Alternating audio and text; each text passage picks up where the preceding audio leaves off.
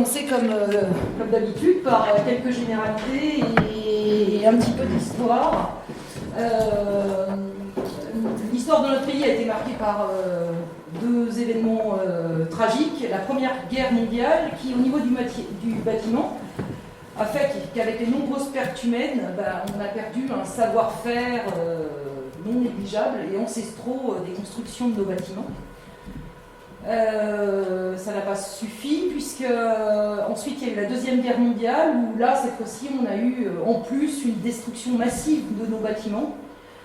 Comme l'énergie était bon marché, il a fallu reconstruire également très rapidement et l'industrialisation des matériaux du bâtiment ont fait que on a abandonné la construction qu'on avait l'habitude de faire jusqu'à maintenant avec nos matériaux anciens.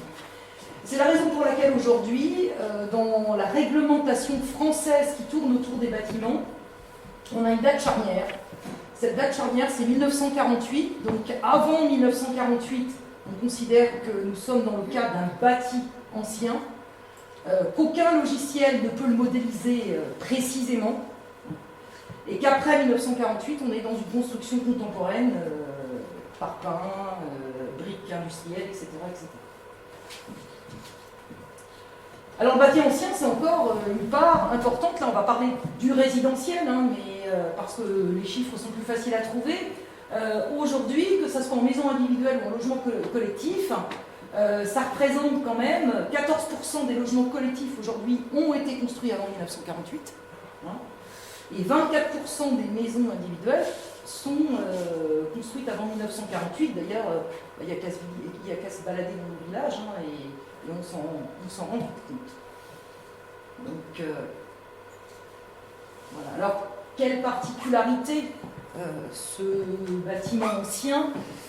Le bâtiment ancien, il possède intrinsèquement des qualités thermiques et hydriques naturelles. Pourquoi? Parce qu'il a été conçu pour vivre avec son environnement.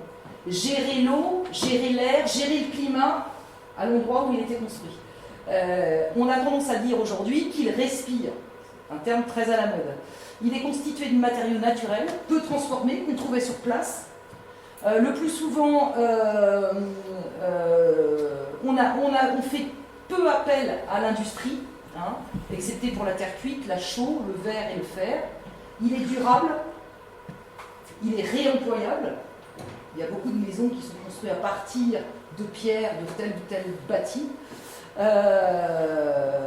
Et le bâtiment ancien, originel, qui a été bien traité, bien rénové, bien entretenu, présente en général d'assez bonnes performances thermiques. Si on regarde le petit graphique qu'il y a juste à côté là, alors on se rend compte que jusque dans les fameuses années 40, un logement ou un bâtiment construit avant la guerre avait des caractéristiques thermiques tout à fait acceptables. Alors évidemment, rien de comparable avec ce qu'on nous demande aujourd'hui au niveau de la construction, bien évidemment.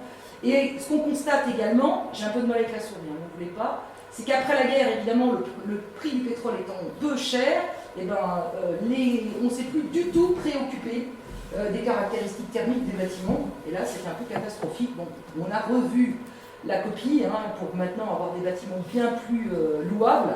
Et on a été un petit moment où vraiment ça nous préoccupait. Alors,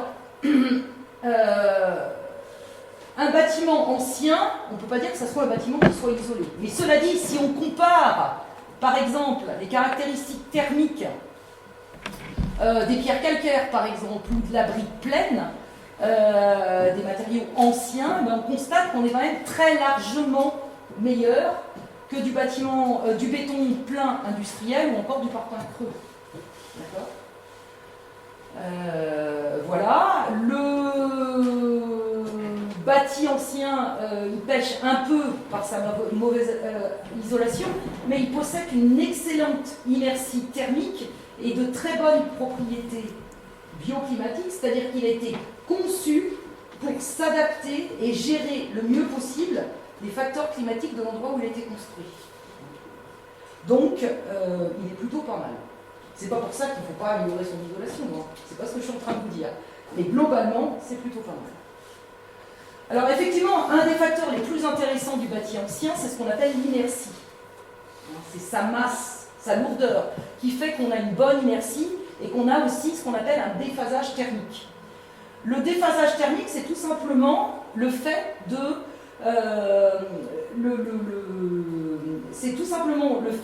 décaler la température extérieure à l'intérieur de la maison. C'est le phénomène d'une église. Quand vous rentrez dans une église à 14 h de l'après-midi, en plein soleil, vous vous y sentez bien. Parce que tout simplement, la chaleur met beaucoup de temps à rentrer dans ce bâtiment, et quand elle pourrait y rentrer, les températures extérieures ont rebaissé et font que la température à l'intérieur de ces vieux bâtiments reste toujours acceptable, malgré les températures extérieures. D'accord? Donc c'est un facteur qui est favorable pour le confort thermique à l'intérieur du bâtiment. Bon, il n'y a pas que des points positifs dans le bâtiment ancien, il y a aussi des points un petit peu plus faibles. Un des points les plus faibles, c'est les déperditions par infiltration d'air parasite. C'est-à-dire qu'on ne gérait pas du tout le fait que l'air puisse rentrer, l'air extérieur non voulu puisse rentrer à l'intérieur du bâtiment. Bon, d'un autre côté, ça permet aussi d'aérer ce bâtiment. D'accord ? Mais aujourd'hui, effectivement, si on veut améliorer les déperditions de ces bâtiments-là, il faut aussi travailler sur l'étanchéité à l'air de ces bâtiments. Un autre point faible, c'est ce qu'on appelle l'effet paroi froide. Alors, qu'est-ce que c'est que l'effet paroi froide? On l'a tous vécu, mais on n'a pas forcément su y mettre des mots. Il faut savoir quand on a une différence de température importante entre la température ambiante et la paroi, de plusieurs degrés, eh bien, en fait, on va avoir une sensation d'inconfort. Et dans ce cas précis, vous pouvez même chauffer à 23 degrés et vous sentir avoir froid. Pourquoi? Eh bien, tout simplement parce qu'un mur froid, il aspire la chaleur du corps. D'accord? Ainsi, lorsqu'une paroi est à 12 degrés et la température ambiante est à 20 degrés, la température ressentie est seulement de 16 degrés. C'est un petit peu comme avec la météo. Si jamais il y a un petit peu de vent, eh bien, il peut faire que 6 degrés et vous avez l'impression qu'il gèle. C'est à peu près la même chose. D'accord?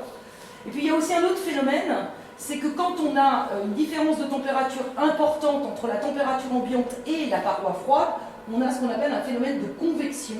C'est-à-dire que, vous savez, la chaleur monte, quand elle vient en contact avec la paroi froide, elle se refroidit, elle tombe, etc., etc. Et on peut même avoir une sensation de courant d'air, rien que par la convection. D'accord? Donc on va essayer de corriger cet effet de paroi froide pour améliorer le confort de la maison, surtout en hiver, du bâtiment, surtout en hiver.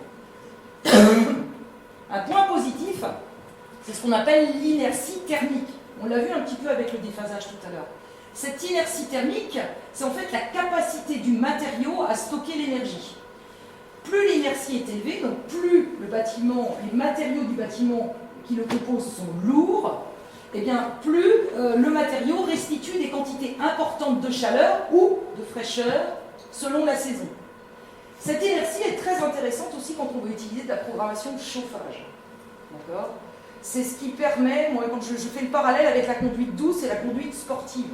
Quand vous êtes dans un vieux bâtiment avec une forte inertie, vous allez pouvoir mettre des consignes sur votre radiateur, vos radiateurs ou votre système de chauffage pour abaisser la température quand vous n'y êtes pas, par exemple. Mais le fait que vous avez une forte inertie, eh bien en fait, la température va baisser tout doucement et elle repartira tout doucement également. Si vous êtes dans un bâtiment qui n'a aucune inertie, donc qui n'est pas lourd, un bâtiment léger qui n'a aucune inertie, dès que vous allez dire au chauffage arrête de travailler, arrête de chauffer, la température va soudainement baisser et il vous faudra beaucoup d'énergie pour le remettre à température quand vous allez réutiliser le bâtiment et donc consommer beaucoup plus. Donc avec un vieux bâtiment, avec un bâtiment ancien, on va pouvoir avoir une conduite douce au niveau du chauffage et donc améliorer encore les consommations d'énergie. Quand on vous parle de bâti ancien, ce qui vient souvent, c'est la notion de bâti perspirant. Alors perspirant, ça ne veut pas dire qu'il est complètement étanche à l'air, c'est pas du tout ça. Ça veut tout simplement dire qu'il a la particularité de gérer au mieux les migrations de vapeur d'eau.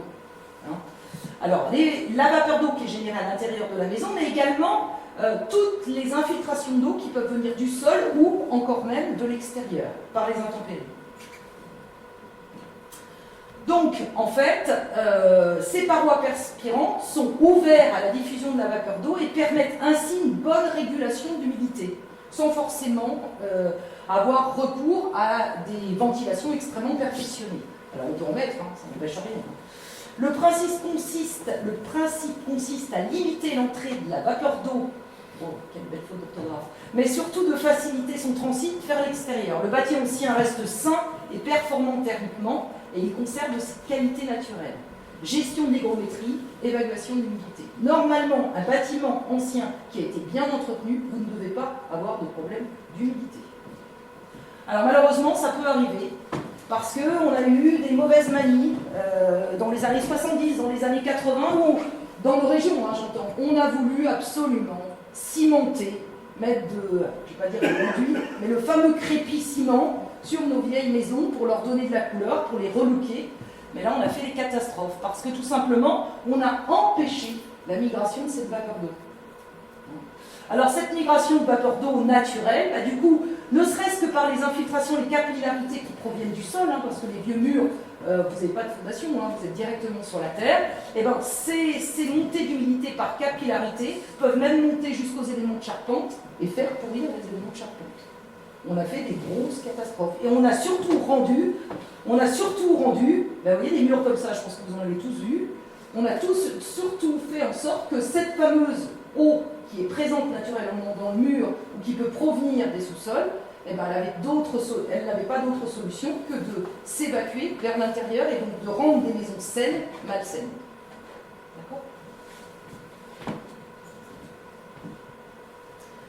Alors, pour apporter des remèdes éventuels avant d'entreprendre des travaux, il faut absolument faire un diagnostic. Alors évidemment, le minimum des minimums, c'est de s'assurer du bon état de santé de la maison en inspectant les couvertures, les charpentes, les murs extérieurs, etc. etc.